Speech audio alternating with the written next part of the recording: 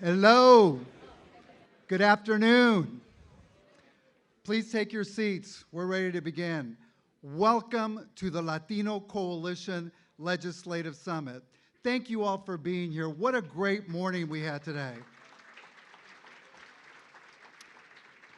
One thing we can all agree on about our beloved community is that we Hispanics are not monolithic.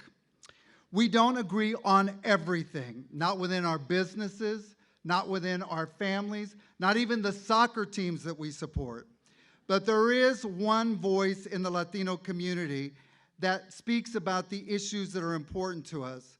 And those issues are about a strong economy and great education for our kids and affordable quality health care. And within our community, we may agree or disagree on the approach about how to improve our country in these areas, but we definitely agree on the results that should be produced. These are the areas we are working with President Trump on. These are the areas that we're focused on with his administration. And we will continue to work with them and for the good of our country, which we love, which we work for, which we fight for, and which we die for. When we don't agree, we don't. But when we do agree, we do, across party lines, and yes, even across election results. My father was a great leader, and he taught me a long time ago that our community is too important to be so partisan that we're out. We can never be out of access, out of influence, out of meaningful representation in the corridors of power. And that is more true today than at any other time. Ladies and gentlemen, the introduction of a president is rare, and it's a solemn occasion. And I embrace that opportunity again today. I've had the opportunity to do it before for my old boss, George W. Bush, and it is gratifying to know that I'm introducing a president who really understands entrepreneurship. As a business owner himself, President Donald Trump understands the pressures, the challenges, and yes, the great joys that business owners, large, medium, and small, go through every single day. He appreciates that the cost of healthcare is crushing us. He knows that regulations can suffocate us, and he knows that taxes have been too high and can discourage us. So he's been doing something about all these things. His Labor Department is looking into the creation of association health plans. That is huge. That is big for our small businesses. That's a game changer. And his regulatory agencies are cutting the red tape. And that's another major, major opportunity. It doesn't get enough attention. And of course, he has already signed historic tax reform, which is bringing relief to the job creators in America's small business community. The engine of America, 26 million, actually 30 million strong. We know these are the reasons why in recent months, small businesses have experienced a surge in optimism.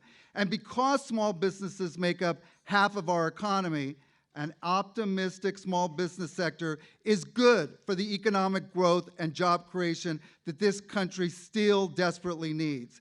But leaders in Washington, they don't create jobs, they don't create wealth. What they can do is create the right environment for entrepreneurs to flourish. And that's what the Latino Coalition advocates for every single day. That right environment for Latinos to start and grow their own businesses, not just in the beginning, but over the long run. Together with our partners at the state and local Hispanic chambers, and I thank so many of you for coming all around the country to be with us today. We call, and we will continue to call, on our national leaders every day to always keep small business in mind, because all of their words and decisions impact on the environment which we operate under. President Trump's contribution to creating a healthy economic environment is welcomed by our 4 million Hispanic businesses. It's something that really matters to our Hispanic community. So please, join me in welcoming the President of the United States, Donald J. Trump.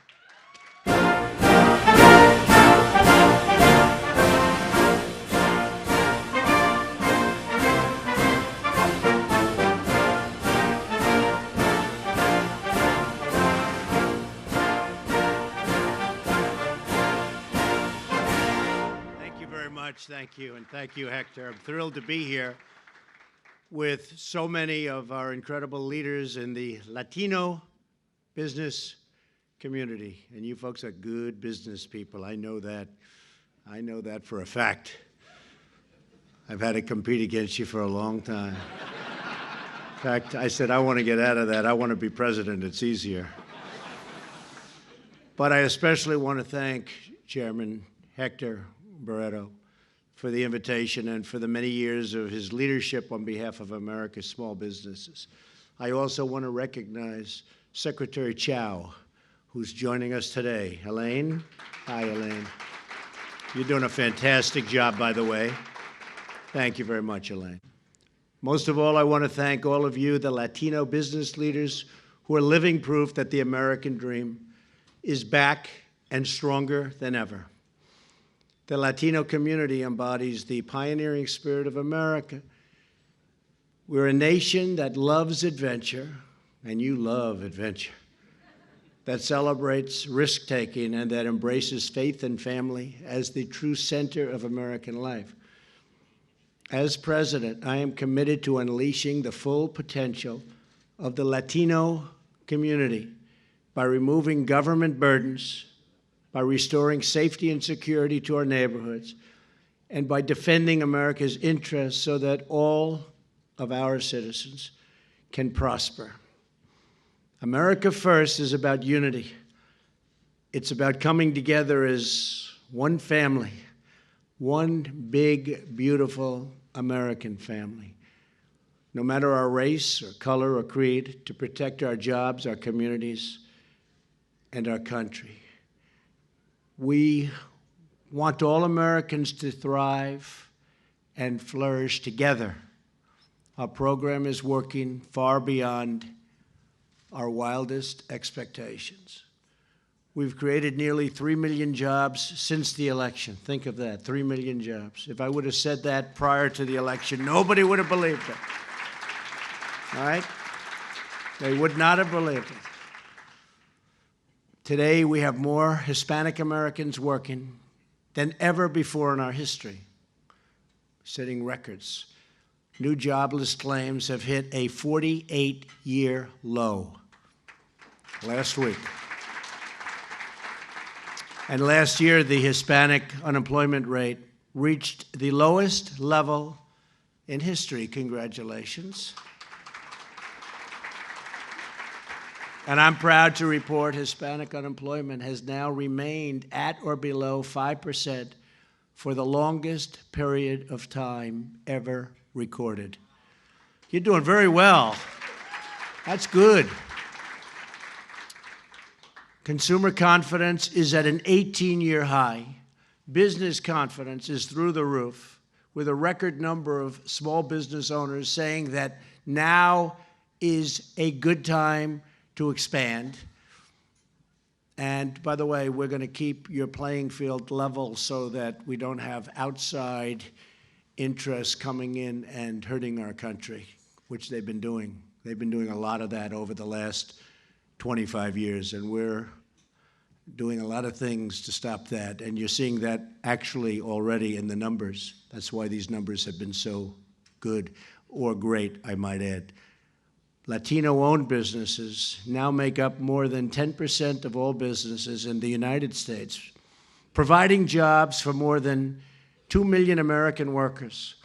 These businesses contributed nearly $500 billion to our economy last year alone. Latinos are also starting new businesses at 3 times the national average. That's pretty good, 3 times. The American economy is coming back bigger and better and stronger than ever before, and Latino businesses are helping to lead the way. You're paving the path, At the center of America's resurgence are the massive tax cuts I just signed into law. Now that is a lot of money in your pockets, no matter where you're coming from. Business or personal, it's a lot of money. It's the biggest tax cut and reform in American history. We got no Democrat votes, by the way, not one. Now they're all saying, maybe we should have voted. Do you notice they're having second thoughts? They're saying, we think we made a big mistake. We didn't get one vote. And at the heart of our plan itself is the tremendous relief for working families and small businesses. A typical family of four earning $75,000 a year will see an income tax cut of more than $2,000. That's not crumbs. Slashing their tax bill in half. We nearly doubled the standard deduction, meaning a married couple will not have to pay one dime of income tax on the first $24,000 that they earn. We doubled the child tax credit because the most important investment we can make is in our children. That was a big thing. When I signed the tax cuts just before Christmas, it was like jet fuel for the American economy. Within hours, companies began announcing thousands of new jobs and thousands of dollars each in bonuses to their workers. Over 4 million workers have already received tax cut bonuses, and the number continues to grow every single day. As a result of our business tax cuts and reforms, the typical family will see their annual household income eventually rise by an average of $4,000 a year. We have finally given American businesses a level playing field, and you'll see more of this in the coming weeks. We're bringing it back. Our jobs have been stolen from us. Our businesses have been taken. Our factories have been closed. It's all coming back. You saw 2 weeks ago, Chrysler announced they're leaving Mexico and they're coming back into Michigan. Going to open up a big plant. We have many plants opening. Many plants are opening. They're coming back. For a lot of reasons they're coming back, but one of them is the tax cuts. Another is the regulations. But now we're able again to compete with anyone in the world. Joining us today are two business leaders who are at the forefront of America's economic revival. Jeanette Prenger is the president of Echo Select, a technology staffing business in Kansas City, Missouri. Great place. A lot of people from Kansas City, I noticed. Seen a lot of people from Kansas City, a lot of friends there. Not only is her company's tax bill going down, her sales are going way up as other businesses hire and just really are working very hard. She's filling those jobs for those businesses, and they're really creating something very special. In fact, Jeanette says her business is experiencing the best quarter in the company's 22-year history. And that's great news for everybody. Congratulations to Jeanette. Where is Jeanette? Where is Jeanette? Hi, Jeanette. Pretty good, right? Big difference. Big difference, yep. A lot of people are saying the same thing. Thank you very much, Jeanette. Adam Devone is also joining us. Adam is the founder of Benefits Exchange Alliance, an HR consulting firm headquartered in Orange County, California. As a result of tax reform, Adam was able to provide generous 5-figure bonuses to every one of his employees. They very much appreciated it. He's also hired 6 new workers, and he plans to hire as many as 15 more this year. Adam, wherever you are, in this really beautiful room, packed with people. Adam, thank you very much. Thank you, Adam. Great job. A big difference, Adam? Like day and night? That's great. Thank you, Adam. And thank you both for investing in your workers and investing in your country. Thank you very much. In addition to passing a historic tax cut, we're also slashing job killing regulations. And I have friends, great business people. Many of them think that the regulation cutting is more important, frankly, than even these big tax cuts. According to a survey by the National Small Business Association, the average small business spends $83,000 to comply with regulations in just their first year of existence. Under the Trump administration, we are finally getting government off of your backs and out of your pocketbooks. That is why I'm proud to report we have cut more regulations than any administration in the history of our country. And we've only had 12, 13 months now to do it. So in a short period of time, we've cut more regulations than any administration, whether it's 4 or 8 or in one case 16 years. Nobody's even close. And Elaine, while I'm looking at you, maybe you could cut some more because, you know, it would take 17, 20, 21 years to get a roadway built. We want to bring those numbers down to 2 years and even 1 year. And if it's not done properly and environmentally good, we're not going to approve it. But you're not going to have to wait 20 years to find out whether or not it's going to be approved. So I know, Elaine, you're working on it. In fact, I've just instructed my whole cabinet. We're going to go for that final 40%. And we need some regulation. But you had regulations on top of regulations. You had the same approval to get from 4 or 5 different agencies. And it was ridiculous. It was impossible to do business. One of the reasons we're doing so well now is because of the regulation cutting. So, Elaine, you'll go and start cutting some more as soon as you get back to the office, right? We want to get those roads down to 1 year instead of 2. And we will cut even more red tape if Congress acts on my infrastructure proposal. You know, we have an infrastructure proposal in front of Congress. The Democrats don't want to approve it because they don't want to give us a victory. They think we've had too many victories. We've had a lot of victories. We've had a lot. And we're trying to have a DACA victory for everybody, by the way, and the Democrats are nowhere to be found. They're nowhere to be found. It's really terrible. We're ready. You know the expression, ready, willing, and able. We're ready, willing, and able. They are nowhere to be found.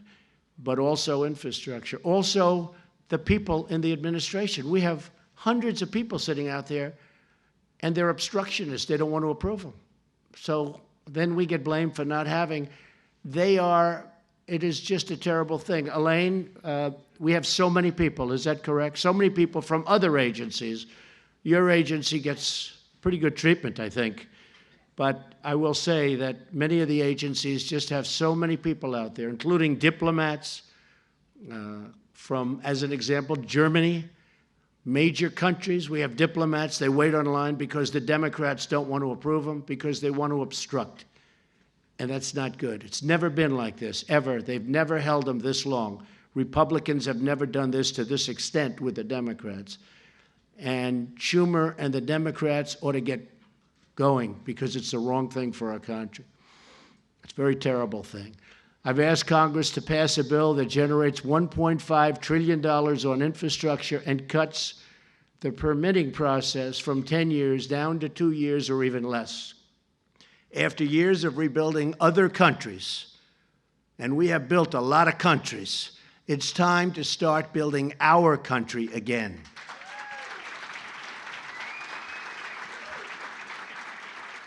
But a wealthy nation must be a safe nation. Protecting the security of our country is my highest duty. It's the most important thing I can do. That is why my administration is committed to securing our border, dismantling dangerous gangs, and stopping the flow of deadly drugs that are just pouring across. It's never been a problem like over the last 3-4 years.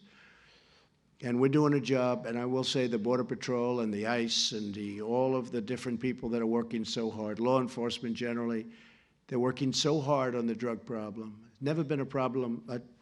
Many countries are having this problem, but there's never been anything like it in the history of this world. And it's destroying people's lives, so many. And we're going to stop it. every American child, regardless of where they live or what family they come from, should be able to grow up in a safe community. My administration submitted a balanced and responsible immigration reform plan to Congress. Our plan fully secures the border, provides a permanent solution to DACA, which we're really working on, and modernizes our immigration system by ending extended family migration and the lottery system so we can eventually have a merit-based system where people can come in and work for your companies, work for you, and do a phenomenal job, people that love our country and that want to love our country and our people. These reforms are supported by the vast majority of Latino voters. In fact, more than 8 in 10 Latino voters think immigration to our country should be based on skill, not just a relationship with people you don't even know. This is the mainstream view of all Americans, including Latinos. Yet the Senate Democrats filibustered our plan because they don't care about the immigration system or reform, and they don't want to solve the problem. They would rather use it to get elected. That's not working so well. But we remain committed to immigration reform that protects our country, strengthens our economy, and lifts our workers from poverty to prosperity. We want every American to know the dignity of work, the pride of a paycheck, and the satisfaction of a job well done.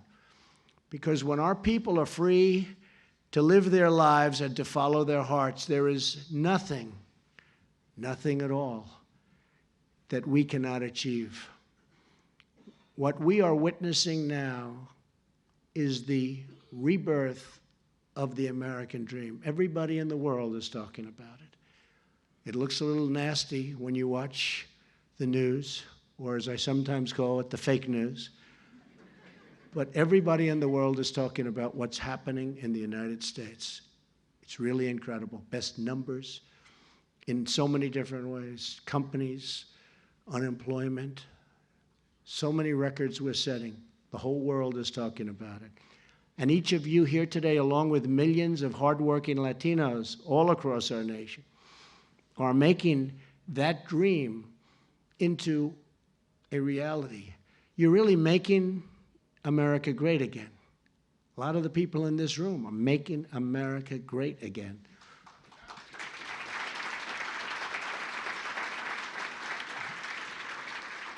You're unleashing the American spirit. You're bringing jobs to American communities.